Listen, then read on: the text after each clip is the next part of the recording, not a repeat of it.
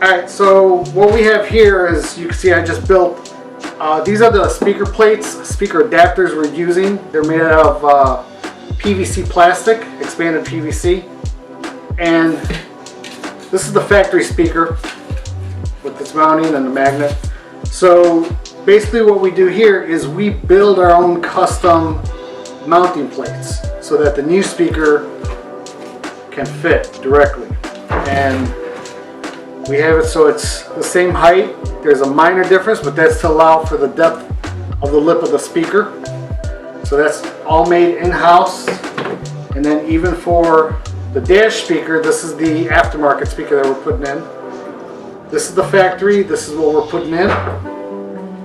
And what we've done is actually machined out of ABS plastic, little speaker adapter, so that is going to fit just like factory, screw in like factory. So if ever the customer wants to put his vehicle back to stock, we can.